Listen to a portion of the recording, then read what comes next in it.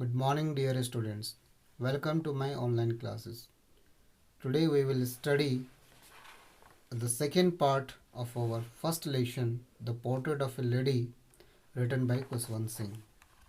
So, in our first video, we have seen how the grandmother was disappointed when she learnt that her grandson was being taught music in the classroom. But she did not express her uh, disconcern, but she expressed her disapproval by uh, keeping silence, and then after she used to talk with her grandson on very few occasions. When I went up to university, I was given a room of my own. The common link of friendship was snapped. Now, again, as the author has uh, gone to the university for higher education, then again he was given a separate room. And again, the common link, the common bond between the grandmother and the grandson was completely snapped. Now, very rarely they used to meet each other. My grandmother accepted her seclusion with resignation. She rarely left her spinning wheel to talk to anyone.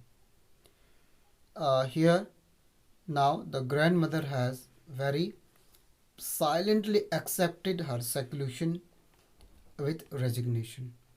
Means unwillingly she has accepted to remain isolated from her grandson. यहाँ पर दादी माँ जब लेखक जो हैं उच्च शिक्षा के लिए विश्वविद्यालय की ओर जाते हैं तो उसे पढ़ने के लिए अलग से कमरा दिया जाता है, जिसकी वजह से अब दादी माँ और पोते के बीच में जो है बहुत काफ़ी कम वो एक दूसरे से मिल पाते थे। और इसलिए दादी माँ ने भी समय के बदलते इस मांग को समझा और उन्होंने भी न चाहते हुए भी इस अलगाव को स्वीकार कर लिया, अकेले रहना पसंद कर लिया। और अब वो ज़्यादातर किसी से बातें नहीं करती थी, अपना ज़्यादा समय केवल चरखे पर ही बिताया करती थी।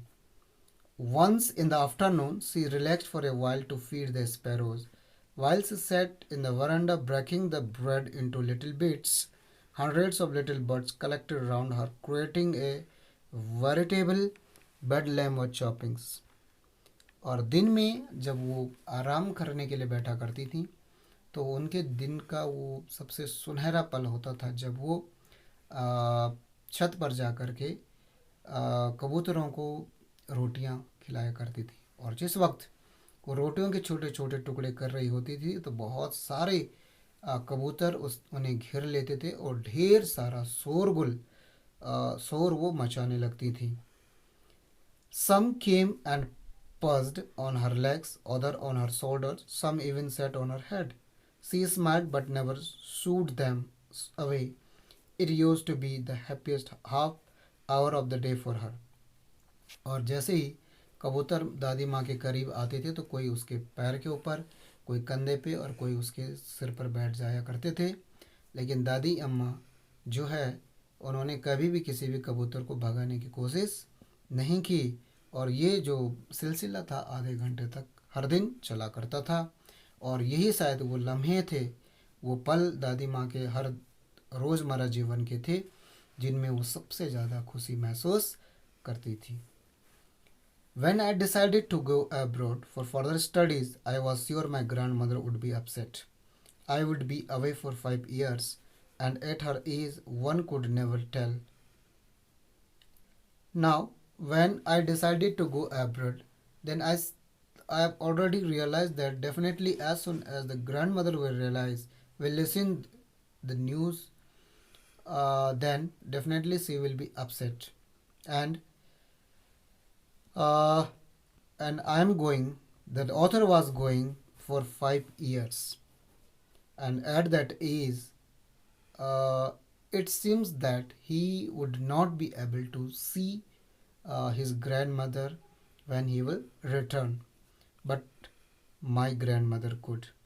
It means the author realized that his grandmother will become upset, but she has mentally prepared to um, adjust the shock of this news or the pain of separation from her grandson. She was mentally prepared for this. She came to, but my grandmother could. She was not even sentimental. She came to leave me at the railway station but didn't talk to show any emotion. Her lips moved in prayers. Her mind was lost in prayer. Her fingers were busy telling the beads of the rosary. Silently she kissed my forehead, and when I left, cherished the most imprint as perhaps the last sign of physical contact between us. लेकिन दादी माँ ने किसी भी तरह से अपनी भावनाओं को प्रकट नहीं होने दिया और वो मुझे विदा करने के लिए रेलवे स्टेशन तक पहुंची। और यहाँ पर भी उन्होंने शब्दों के द्वारा कुछ भी अपनी भावनाओं को प्रकट करने की कोशिश नहीं की। उन्होंने अपने सारी दुखों को, सारे भावनाओं को अपने ही मन में समेट लिया और इस वक्त भी वो लगातार उनके ओंठ जो हैं वो कुछ न कुछ इनऑडिबल, मतलब जो कोई सुन नहीं पाते थे, ऐसे धीमी आवाज़ में वो लगातार अपनी प्रार्थना कर रही थी और माला, वो जो मनके थे उनको माला को लगातार जप रही थी। और आखिर में विदा होने से पहले उसने, दादी माँ ने लेखक के माथे को चूमा और अब लेखक को ये एहसास हुआ कि शायद ये उसके और दादी माँ के बीच में शायद आखिरी संपर्क होगा। इसका मतलब लेखक को अब ये संदेह था, ये शक था कि शायद 5 साल के बाद जब वो लौटेगा तो शायद दादी माँ नहीं होंगी। But that was not so. After 5 years, I came back home and was met by her at the station. She did not look a day older. She still had no time for words, and while she clasped me in her arms, I could hear her reciting her prayers. Even on the first day of my arrival, her happiest moments were with her sparrows, whom she fed no longer with frivolous rebukes. So now, but it was very surprising. The author was much surprised that when he returned after 5 years, his grandmother was at the station to welcome him. And again, he saw that she was again continuously busy in reciting the prayers. Her lips were continuously moving in chanting the prayers. And again, when the grandmother embraced the child, then he could hear those feeble sound of prayers which the grandmother was making at that time. And again her fingers were busy in telling or counting the beads.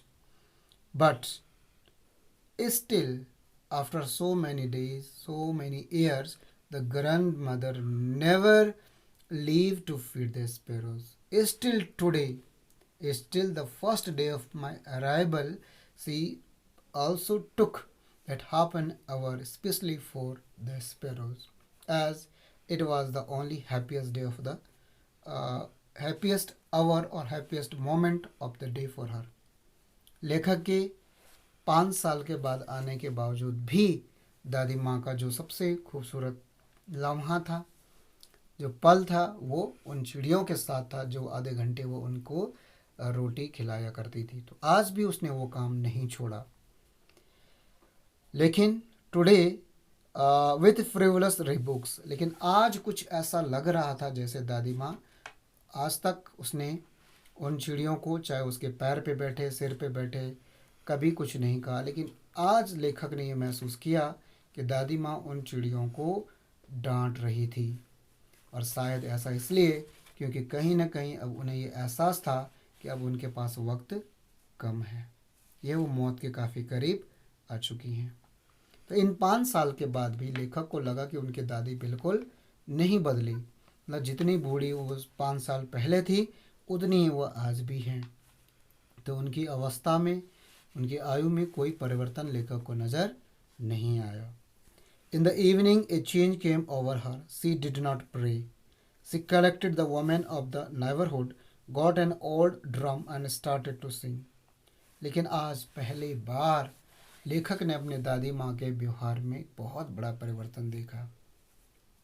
कल तक जो महिला 24 घंटे केवल जप में लगा करती थी, माला को जपते रहती थी, आज उसने कोई प्रार्थना नहीं की। मोहल्ले के सारी औरतों को इकट्ठा किया और एक पुराना ढोलक को लेकर के वो लगातार उसे बजाती रही और गाती रही। For several hours he thumped the sagging skins of the dilapidated drum and sang of the homecoming of warriors. कई घंटों तक दादी माँ उस ढोल पर ताल देती रही, उसे बजाती रही, उस पुराने से ढोलक को। और जिस तरह से जो योद्धा जब युद्ध में विजय प्राप्त करके घर को वापसी के लिए लौटते हैं तो उनके विजय में जो विजय गाथा गाई जाती है, उसी तरह के गीतों से दादी माँ ने आज अपने पोते का स्वागत किया। We had to persuade her to stop to avoid overstraining. That was the first time since I had known her that she did not pray. और लेखक और उसके माता पिता परिवार वालों ने दादी माँ को रोकने की कोशिश की कि वो स्ट्रेस ज़्यादा न ले, मतलब लगातार गाने से या ड्रम ढोलक बजाने से वो थक चुकी होंगी तो वो उनकी तबीयत बिगड़ सकती है। लेकिन दादी माँ ने किसी की भी बात नहीं सुनी और वो पूरी रात भर ढोलक बजाती रही और गाती रही। और ये पहला ऐसा वक्त था जब मैंने दादी माँ को प्रेयर करते हुए, प्रार्थना न करते हुए देखा हो। नहीं तो उसने अपना हर दिन जो उसका था उसमें ज़्यादातर समय वो प्रार्थना में बिताया करती थी। लेकिन आज उसने कोई संध्या पूजा नहीं की। पूरी जो है शाम से लेकर के और सुबह होने तक जो है दादी माँ केवल गाती और ढोलक को बजाती रही। The next morning she was taken ill. It was the mild fever and the doctor told us that it would go. But my grandfather thought differently. She told us that her end was near. She said that since only a few hours before the close of the last chapter of her life, she had omitted to pray. She was not going to waste any more time talking to us. अगली सुबह जब दादी माँ देर से उठी तो घर वालों को ये महसूस हुआ कि उन्हें बुखार है। डॉक्टर को बुलाया जाता है और डॉक्टर कहता है कि छोटा सा माइल्ड फीवर है, हल्का बुखार है, जल्दी ठीक हो जाएगा। लेकिन दादी जी का सोचने का जो रवैया था वो बिल्कुल अलग था। उन्होंने ये महसूस किया क्योंकि आज पहली बार मैंने ईश्वर की वंदना नहीं की, ईश्वर की स्तुति करना भूल गई और शायद अब लगता है मेरा अंतिम समय निकट आ चुका है। और अब भी दादी माँ की जिद ये थी कि मैंने जो आज का पल गाने में या नाचने में बिता दिया, अब मैं आगे अपना कोई भी पल बर्बाद नहीं करना चाहती। और इसलिए उसने हम सबको कमरे से बाहर कर दिया ताकि वो हमारे साथ बात करके अपना, उनके हाथ में जो भी बचा हुआ समय है उस वक्त को वो बर्बाद करना नहीं चाहती थी। और इसलिए वो लगातार फिर से अपनी जप में लग गई। We protested, but she ignored our protest. She lay peacefully in bed, praying and telling her beads. हमने दादी माँ को रोकने की कोशिश की, समझाने की कोशिश की कि वो इस तरह से ना समझे, लेकिन दादी माँ ने हमारी बात नहीं मानी और वो लगातार अपनी प्रार्थना करती रही, अपनी मालाओं को, उन मनकों को लगातार फेरती रही, गिनती रही या माला को जपती रही। Even before we could suspect, her lips stopped moving and the rosary fell from her lifeless fingers. A peaceful pallor spread on her face and we knew that she was dead.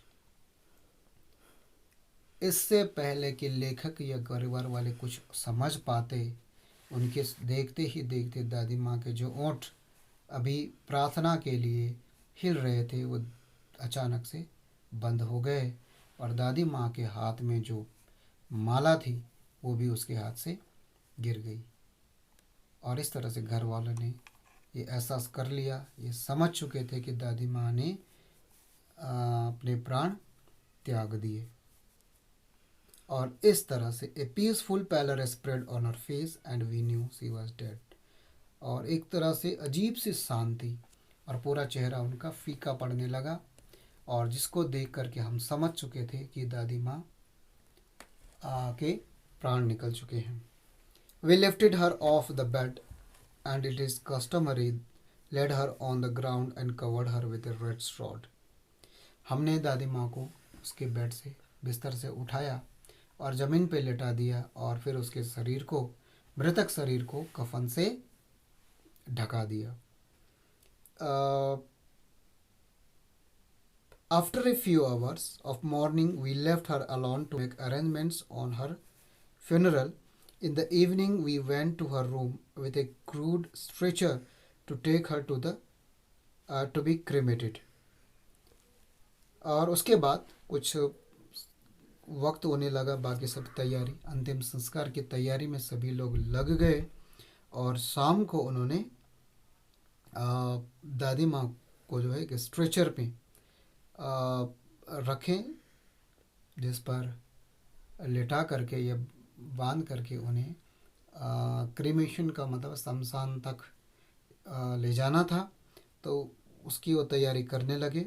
The sun was setting and had it room and veranda with a blaze of golden light. सूर्य जो था वो setting की ओर, शाम का समय होने वाला था, सूर्य अस्त का समय काफ़ी करीब था, और सूर्य की जो चमकीली जो किरणें थी, पीली जो रोशनी पड़ रही थी, वो दादी माँ के बिस्तर और बरामदे के ऊपर आ चुकी थी।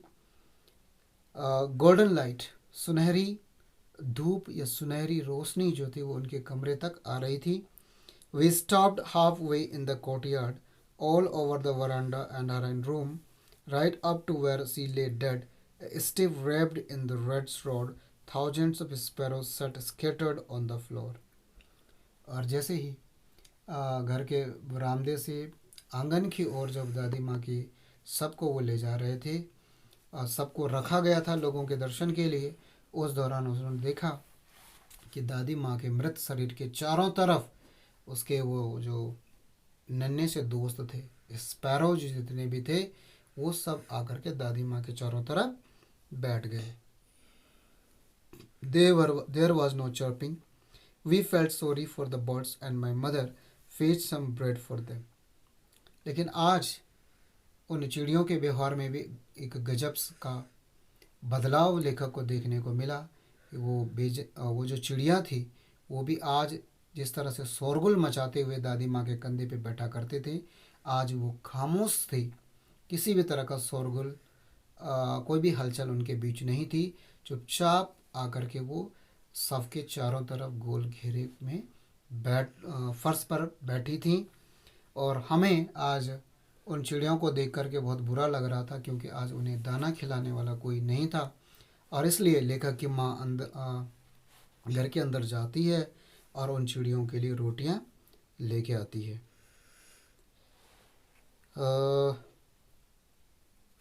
She broke it into little crumbs, the way my grandmother used to, and threw it to them. The sparrows took no notice of the bread. और जैसे दादी माँ उन रोटियों के छोटे छोटे टुकड़े करके चिड़ियों को दिया करती थी, लेखक की माँ ने भी उन रोटियों के छोटे छोटे टुकड़े किए और चिड़ियों की तरफ दाने के रूप में फेंक दिए। लेकिन इस वक्त चिड़ियों ने उन रोटियों को देखा भी नहीं। जिस तरह से आज तक वो उन रोटियों के लिए लपक पड़ते थे, शोरगुल मचाते थे, लेकिन आज वो उन रोटियों की तरफ देखना भी नहीं चाहते थे, क्योंकि आज वो दादी माँ के अंतिम दर्शन के लिए आए थे।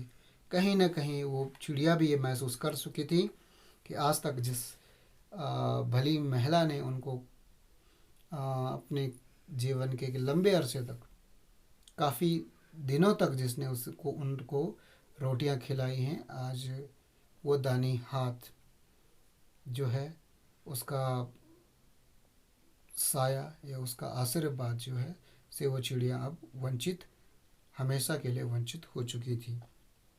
और इस तरह से उन्होंने उन रोटी के टुकड़ों की तरफ ध्यान भी नहीं दिया। When we carried my grandmother's corpse off, they flew away quietly. Next morning, the sweeper swept the breadcrumbs into the dustbin. और जैसे हमने दादी माँ का शव को कंधे पे उठाया, हम आगे बढ़े, सारी चिड़ियों ने चुपचाप अपनी उड़ान भरी और वहाँ से चले गए। वह अगले दिन जो है सफाई कर्मी को आकर के उन रोटी के टुकड़ों को साफ करना पड़ा। वो टुकड़े वहीं पर वैसे ही बेजान से पड़े रहे, लेकिन चिड़ियों ने उनको ना तो खाया और न ही उनकी तरफ ध्यान दिया, क्योंकि कहीं ना कहीं वो भी दिल से दादी माँ से जुड़े हुए थे और वो भी महसूस कर चुके थे कि आज एक महान आत्मा का जो है एक नया सफ़र शुरू हो चुका है। तो कहीं ना कहीं वो चिड़िया जो हैं आज केवल और केवल संवेदना और सहानुभूति व्यक्त करने आए थे, उस महान आत्मा के अंतिम दर्शन के लिए आए थे जिन्होंने हमेशा उन चिड़ियों का ख्याल रखा था। तो इस तरह से हमने देखा कि प्रकृति भी, जो भले लोग होते हैं, खुद प्रकृति भी ऐसे लोगों के बिछड़ने का, ऐसे लोगों के मरने का शौक मनाती है। तो ऐसी एक सुंदर सी ये कहानी खुशवंत सिंह ने बुनी थी, जो उनके खुद ही बायोग्राफी, जीवनी का एक हिस्सा है, जहाँ पर वो अपनी दादी का परिचय हमसे कराते हैं।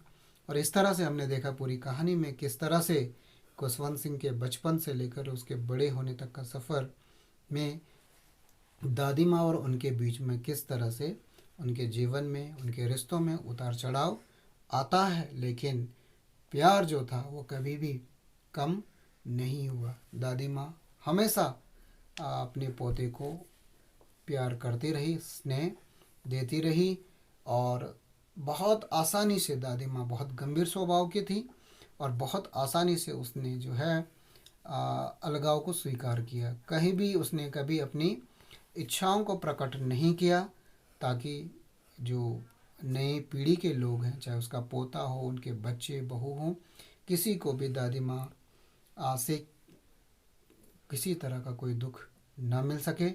और इसलिए दादी माँ चुपचाप अपने सभी दुखों को अपने ही दिल में समा करके अलविदा कह गई। तो ये थी सुंदर सी कहानी खुशवंत सिंह और उनकी दादी के रिश्ते के बारे में, जो कई मानवीय मूल्यों को, ह्यूमन वैल्यूज़ को प्रकट करती हैं। तो आशा है आपको एक कहानी पसंद आई होगी। और एक विशेष सूचना ज़रूर ध्यान रखेंगे कि आपका जो होमवर्क है वो, उसके लिए लिंक आपको अभी डिस्क्रिप्शन बॉक्स में, इस वीडियो के तुरंत बाद लिंक के रूप में डिस्क्रिप्शन बॉक्स में दिया जाएगा, जहां से आप अपना इस असाइनमेंट को ले सकते हैं और उसे ज़रूर अपनी फेयर नोटबुक में लिखेंगे। तो जैसे स्कूल पुनः खुलता है तो उस समय आपका ये सारे काम चेक किए जाएंगे। तो इन्हीं शब्दों के साथ आपसे अलविदा लेता हूँ। धन्यवाद।